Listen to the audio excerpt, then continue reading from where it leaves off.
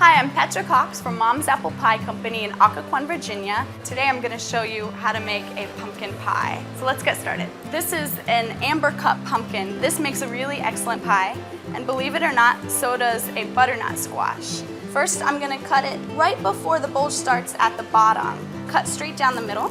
You just put the cut sides down on the bottom of an ungreased pan. At this point, you want to add 1 inch of water. So we're just going to throw these in the oven and they'll be done in about 45 minutes. We're ready to scoop the flesh out and process it in a food processor. You'll find that it's much easier at this point to scoop out seeds and other material from the center, and that a lot of the skin has sort of blistered and it's easier to peel off. For our pumpkin, it's pretty easy to remove from the skin. Just sort of get in there with your fingers and get the big chunks of the flesh off.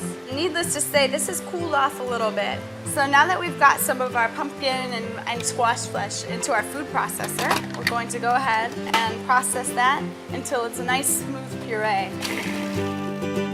So that is pumpkin mixture for your fall baking. You need a nice flat surface that you can roll pie crust on, and a little flour to keep the dough from sticking on the bottom there. And I have some butter crust right here that hasn't been rolled out.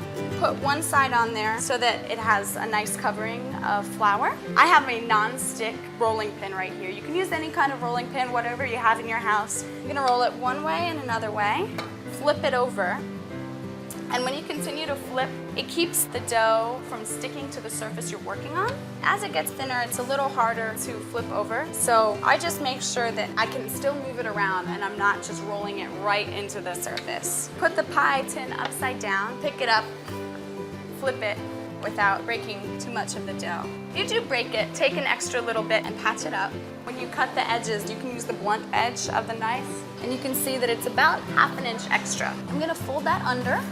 I have some pie dough that I will roll out. I'm going to cut a strip down. This is no more than 1/2 inch. I'm gonna make another strip. I crisscrossed the strips of dough so that I could alternate, sort of like you're braiding with 2 pieces.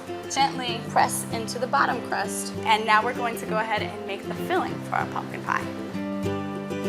2 eggs, 1/2 cup of sugar, 1 1/4 cup of butternut squash or pumpkin mix, cinnamon, ginger, nutmeg, salt, and cloves.